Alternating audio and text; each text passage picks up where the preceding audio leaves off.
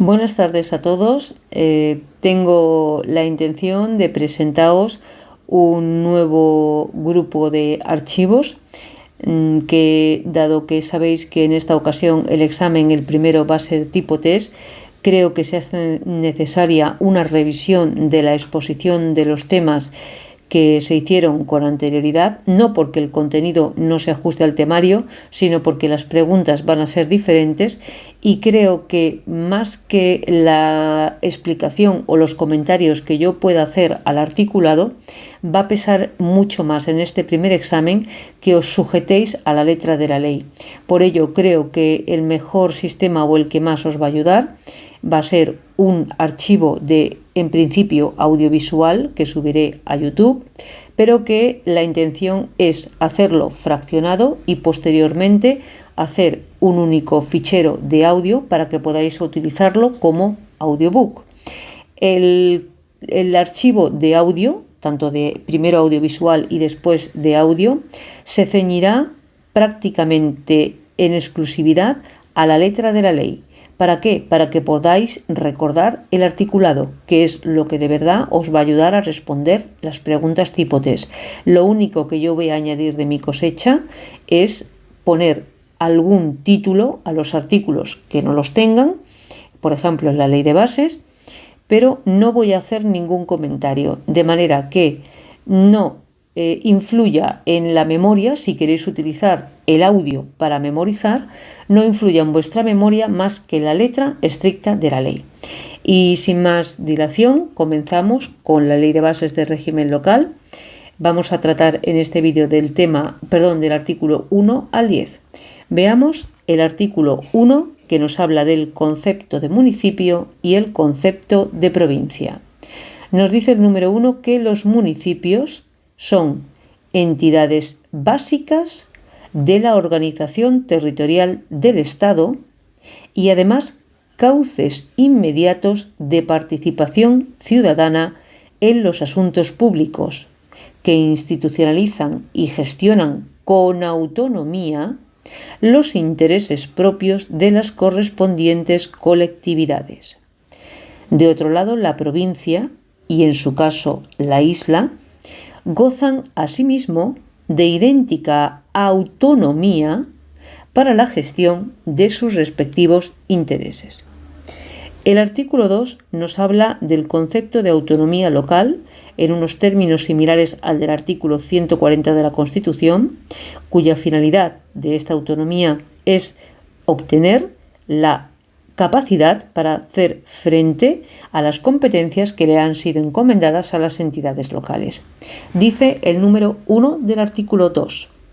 Para la efectividad de la autonomía garantizada constitucionalmente a las entidades locales, la legislación del Estado y de las comunidades autónomas, reguladora de los distintos sectores de la acción pública, según la distribución constitucional de competencias, deberá asegurar a los municipios, las provincias y las islas su derecho a intervenir en cuantos asuntos afecten directamente al círculo de sus intereses, atribuyéndoles las competencias que procedan en atención a las características de la actividad pública de que se trate y a la capacidad de gestión de la entidad local, de conformidad con los principios de descentralización, proximidad,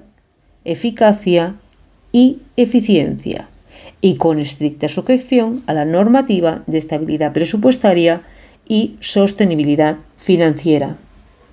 Nos dice el número 2 que las leyes básicas del Estado previstas constitucionalmente deberán determinar las competencias que ellas mismas atribuyan o que en todo caso deban corresponder a los entes locales en las materias que regulen.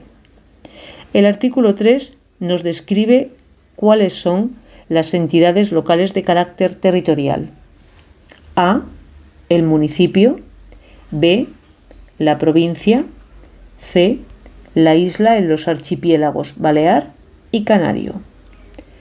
Dice el número 2 que gozan, asimismo, de la condición de entidades locales a las comarcas u otras entidades que agrupen varios municipios instituidas por las comunidades autónomas, de conformidad con esta ley y con los correspondientes estatutos de autonomía.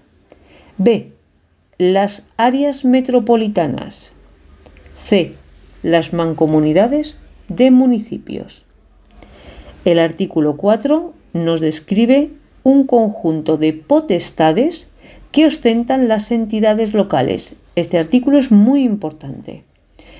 El número 1 nos dice, en su calidad de administración pública de carácter territorial y dentro de la esfera de sus competencias, corresponden en todo caso a los municipios, las provincias y las islas la potestad reglamentaria y de autoorganización, la potestad tributaria y financiera, la potestad de programación o planificación, la potestad expropiatoria, investigación, deslinde, recuperación de oficio, la presunción de legitimidad y la ejecutividad de sus actos, la potestad de ejecución forzosa y sancionadora, la potestad de revisión de oficio de sus actos y acuerdos y las prelaciones y preferencias y demás prerrogativas reconocidas a la hacienda pública para los créditos de las mismas, sin perjuicio de las que correspondan a la hacienda del Estado y de las comunidades autónomas. El número 2 del artículo 4 continúa. Lo dispuesto en el número precedente podrá ser de aplicación a las entidades territoriales de ámbito inferior al municipal. Repito, entidades territoriales de ámbito inferior al municipal y, asimismo, a las comarcas, áreas metropolitanas y demás entidades locales, debiendo las leyes de la comunidad autónoma concretar cuáles de aquellas potestades serán de aplicación, excepto en el supuesto de las mancomunidades, que se rigen por lo dispuesto en el apartado siguiente. ¿Corresponden a las mancomunidades de municipios? Para la prestación de los servicios o la ejecución de las obras de su competencia, las potestades señaladas en el apartado 1 de este artículo que determinen sus estatutos. En defecto de previsión estatutaria, les corresponderán todas las enumeradas en dicho apartado, siempre que sean precisas para el cumplimiento de su finalidad y de acuerdo con la legislación aplicable a cada una de dichas potestades en ambos casos. El artículo 5 nos expresa la plena capacidad de obrar de las entidades locales. Para el cumplimiento de sus fines y en el ámbito de sus respectivas competencias, las entidades locales, de acuerdo con la Constitución y las leyes, tendrán plena capacidad jurídica para adquirir, poseer, reivindicar, permutar, gravar o enajenar toda clase de bienes, celebrar contratos, establecer y explotar obras o servicios públicos, obligarse, interponer los recursos establecidos y ejercitar las acciones previstas en las leyes. El artículo 6 nos habla de cuáles son los principios de actuación de las entidades locales que guarda en su redacción un paralelismo con el artículo 103.1 de la Constitución. Dice el artículo 6 en el número 1. Las entidades locales sirven con objetividad los intereses públicos que les están encomendados y actúan de acuerdo con los principios de eficacia, descentralización, desconcentración y coordinación, con sometimiento pleno a la ley y al derecho. El número 2. Los tribunales ejercen el control de legalidad de los acuerdos y actos de las entidades locales. El artículo 7 nos habla de las competencias municipales, es una introducción y se centra en las denominadas competencias distintas de las propias. Número 1. Las competencias de las entidades locales son propias o atribuidas por delegación. 2. Las competencias propias de los municipios, las provincias, las islas y demás entidades locales territoriales solo podrán ser determinadas por ley y se ejercen en régimen de autonomía y bajo la propia responsabilidad, atendiendo siempre a la debida coordinación en su programación y ejecución con las demás administraciones públicas. El número 3 nos dice que el Estado y las comunidades autónomas, en el ejercicio de sus respectivas competencias, podrán delegar en las entidades locales el ejercicio de sus competencias. Las competencias delegadas se ejercen en los términos establecidos en la disposición o el acuerdo de delegación según corresponda, con sujeción a las reglas establecidas en el artículo 27 y preverán técnicas de dirección y control de oportunidad y eficiencia. El punto 4.